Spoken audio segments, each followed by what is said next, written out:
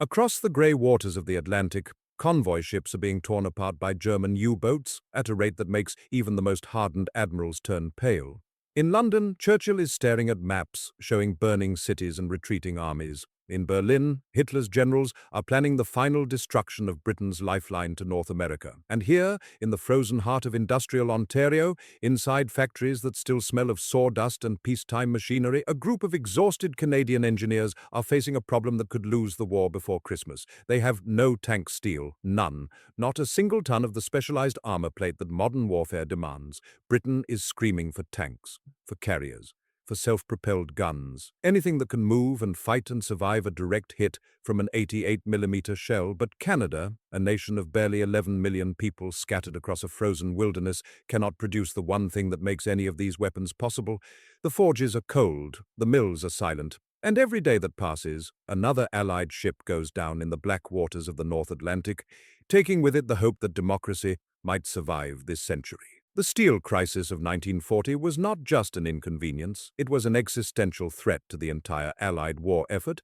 And to understand why, you need to understand what tank steel actually is. This isn't the stuff you use to build bridges or railroads or kitchen utensils. Tank armor requires a specific metallurgical composition, a careful balance of carbon, manganese, chromium, molybdenum, and nickel, heated to precise temperatures, rolled to exact thicknesses, and hardened through a process called face hardening that creates a surface tough enough to deflect armor-piercing rounds while maintaining enough ductility underneath to absorb the kinetic energy without shattering. The Germans had perfected this science. The British had the capacity, but were drowning under the weight of their own survival. The Americans were still clinging to isolationism, their factories churning out consumer goods while Europe burned. That left Canada, a dominion that had entered the war with an army smaller than the Toronto police force, suddenly expected to become the primary supplier of armored fighting vehicles for the entire British Commonwealth, and they couldn't make the steel. The strategic mathematics were brutal and simple. Britain needed to replace the tanks and vehicles lost at Dunkirk, hundreds of them, abandoned on French beaches or destroyed in the chaotic retreat. They needed to equip the divisions being formed to defend Egypt and the Suez Canal against Rommel's Africa Corps. They needed to prepare for the eventual invasion of continental Europe, an operation that would require thousands upon thousands of mechanized vehicles. British factories were being bombed nightly. British steel production was diverted to warships, to aircraft, to the Hurricane and Spitfire fighters that were the only thing standing between the RAF and annihilation. There was no capacity left for tanks. The Canadian government had already committed to producing Valentine tanks under British license, but without armor plate, those commitments were worthless. The engineering drawings were perfect. The blueprints were exact. But you cannot build a tank out of hope and good intentions. The Germans understood this calculus too. Every week that passed without Canadian production coming online was another week where the Wehrmacht could consolidate their gains, another week where the Royal Navy had to defend convoys with inadequate resources, another week closer to Britain, running out of food, fuel, and the will to continue fighting. And so Canadian engineers did what desperate people have always done when conventional solutions fail. They looked at what they had instead of lamenting what they lacked. Canada might not have had the industrial base to produce specialized armor steel, but it had something else. It had the largest deposits of nickel in the world centered around Sudbury, Ontario. It had vast forests that could be turned into charcoal for smelting. It had hydroelectric power from Niagara Falls and the rivers of Quebec that could run factories 24 hours a day without consuming precious oil. It had a population that still remembered how to work with their hands, that hadn't yet been cushioned by decades of prosperity into forgetting how to build things from raw materials. And most importantly, it had engineers who understood that the phrase, "it can't be done," was not a conclusion, but merely the beginning of a different conversation. In a series of meetings that would later be classified for decades, representatives from Canadian Car and Foundry, Montreal Locomotive Works, and the Department of Munitions and Supply gathered to solve an impossible problem. They couldn't make traditional tank steel? Fine. They would make something else? The solution they developed was simultaneously brilliant and terrifying in its audacity. Instead of trying to replicate British or German armor plate, they would create a new alloy specifically designed around Canadian resources and Canadian manufacturing capabilities. They started with the nickel. Sudbury was producing nickel in quantities that dwarfed any other source on the planet, and nickel had remarkable properties when added to steel. It increased toughness, improved weldability, and enhanced resistance to corrosion. But nickel alone wasn't enough. They needed carbon for hardness, and that meant building charcoal furnaces on a scale never before attempted in North America. Entire forests in northern Ontario were designated for harvesting, not for lumber, but to be converted into the high-grade charcoal necessary for steel production. They needed manganese for strength and workability, which had to be imported from Brazil in ships that were dodging U-boats every day of their journey. They needed chromium for hardness and heat resistance, sourced from South Africa and shipped around the Cape of Good Hope because the Mediterranean was a German shooting gallery, and they needed to figure out how to combine all of these elements in ratios that had never been tested, in quantities that had never been attempted, using equipment that was being invented as they went along. The technical challenges were staggering. Traditional armor plate production required massive hydraulic presses that could exert thousands of tons of pressure to compress the steel into the dense, uniform sheets necessary for tank construction. Canada didn't have these presses. British manufacturers couldn't spare them. American neutrality meant they couldn't buy them, so Canadian engineers designed and built their own, fabricating press components in railway yards and farm equipment factories, assembling them in buildings that had been making tractors 6 months earlier. They developed new heat treatment processes because they couldn't replicate the exact temperature curves used in European foundries. They discovered that by quenching their nickel-rich alloy in oil instead of water, they could achieve similar hardness properties with less risk of cracking. They learned through thousands of test samples, each one measured, stressed, shot at with various calibers, examined under microscopes that had been borrowed from university laboratories, exactly how their improvised armor would perform under combat conditions. The reject rate was initially above 50%. Entire batches would come out of the furnaces with internal fractures or incorrect grain structure or surface defects that would compromise the armor's integrity. But every failure taught them something. Every ruined plate brought them closer to understanding the precise chemistry and process control necessary to produce armor that would stop a German shell. By early 1941, the Canadian factories had cracked the code. The Montreal Locomotive Works had converted their peacetime production lines into a roaring inferno of molten metal and precision engineering. Where they had once built railway engines at a rate of perhaps 2 or 3 per month, they were now producing tank hulls at a rate that astonished British observers. The Canadian Pacific Railway shops in Angus had been transformed into armor plate mills running 3 shifts a day, 7 days a week. Welders who had learned their trade building grain elevators were now joining armor sections with techniques that would be classified as military secrets. Young women fresh from secretarial schools were operating lathes and drill presses with precision that would have made German engineers envious. And the steel itself, this Canadian improvisation, this desperate alloy born of necessity, was proving to be remarkably good. Ballistic tests showed it could withstand hits from German 37mm anti-tank guns at all ranges.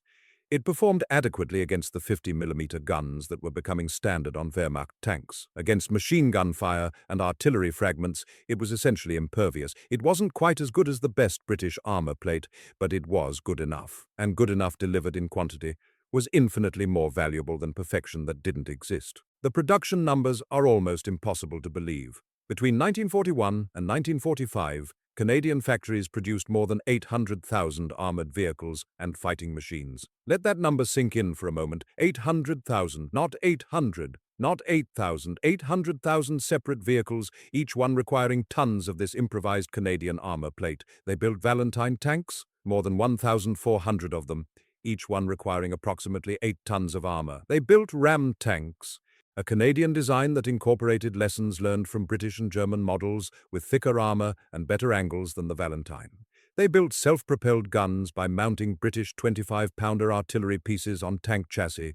They built armored personnel carriers before most armies had even conceptualized the need for such vehicles. They built tank transporters and armored recovery vehicles and command vehicles and ammunition carriers. They built scout cars and armored cars and half-tracks. They converted trucks into improvised armored troop carriers by welding their nickel-steel plates onto commercial chassis. And perhaps most impressively, they built the Universal Carrier, the Bren gun carrier that would become one of the most produced armored vehicles in military history. The Universal Carrier deserves special attention because it represents the absolute pinnacle of Canadian wartime ingenuity. This small, tracked vehicle was originally designed by the British as a machine gun platform. But Canadian engineers recognized its potential for mass production. It was small enough that each one only required about 2 tons of armor plate. It was simple enough that relatively unskilled workers could be trained to assemble them in days rather than months. It was versatile enough that it could be adapted for dozens of different roles, carrying infantry, towing anti-tank guns, laying communication cables, evacuating wounded, delivering ammunition, conducting reconnaissance. And critically, it was manufacturable using the exact Canadian armor plate that couldn't quite match British standards for heavy tanks, but was absolutely perfect for lighter vehicles. Canadian factories built more than 29,000 universal carriers during the war years. British forces used them in every theatre. They operated in the deserts of North Africa, where the Canadian armor proved remarkably resistant to sand erosion. They fought through the mountains of Italy, where their lightweight and powerful engines made them invaluable for supply runs. They landed on D-Day, carrying infantry across the killing grounds of Normandy beaches. They pushed through the hedgerows of France, operated in the frozen forests of the Ardennes, and eventually crossed the Rhine into Germany itself. But the real genius of the Canadian production miracle wasn't just the quantity, it was the integrated supply chain they created from absolutely nothing. To produce 800,000 armored vehicles, you need more than just steel plate.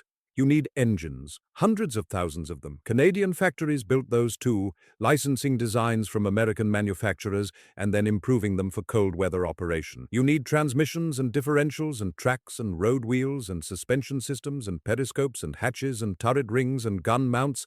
Every single one of these components had to be designed, tested, manufactured, and delivered in quantities that would have been considered impossible in peacetime. You need the machine tools to make all of these parts, and Canada didn't have a significant machine tool industry before the war, so they built one, importing precision equipment from the United States before Pearl Harbor, and then manufacturing their own copies when American production was diverted to their own war effort. You need the skilled workers to operate all of this equipment, and Canada solved this through the largest industrial training program in North American history up to that point. Factories established their own technical schools. High school students were given accelerated programs in metallurgy and machining. Women who had never held anything more mechanical than a sewing machine learned to read micrometers and operate milling machines with tolerances measured in thousandths of an inch. The logistics of moving all this material would have broken most nations. The nickel had to come from Sudbury, transported by rail to the foundries in Hamilton and Montreal. The manganese arrived at Halifax, having survived the U-boat gauntlet, and had to be distributed to multiple production facilities. The chromium came through West Coast ports, carried across the country on railways that were simultaneously moving troops, civilian goods, and grain for export to Britain. The charcoal furnaces in northern Ontario required constant feeding, which meant logging operations that operated year-round, even in winter temperatures that could freeze exposed skin in minutes. Every completed vehicle had to be transported to ports, primarily Halifax and St. John, where they were loaded onto ships for the dangerous voyage across the Atlantic, and throughout all of this, the German intelligence services were desperately trying to understand where Britain was getting all these armored vehicles. Their agents reported seeing Valentines in North Africa with manufacturing plates that didn't match any known British factory. They captured universal carriers that showed construction techniques different from British models. They interrogated prisoners who mentioned training on Canadian-built equipment, but the full scale of Canadian production remained hidden, partially through good operational security and partially because the Germans simply couldn't believe that a nation they considered a primitive colony could possibly be outproducing some of their own industrial centers. The battlefield performance of Canadian-built vehicles would ultimately validate every desperate decision made in those dark days of 1940, when the British Eighth Army broke through at El Alamein in November 1942. They did so partially on the tracks of Canadian-built Valentines. These tanks weren't the best in the desert. The Germans' Panzer IV-4s were better armed, and the American Shermans that would arrive later were more reliable. But the Canadian Valentines were there in quantity when they were needed most. Their armor, that improvised nickel-steel alloy, held up remarkably well against German 50mm guns at combat ranges. The face-hardened surface would crack and spall under direct hits, but it held together, keeping the crews alive. Tankers reported that the Canadian armor had a different sound when struck, a higher-pitched ring compared to British plate, but it did its job.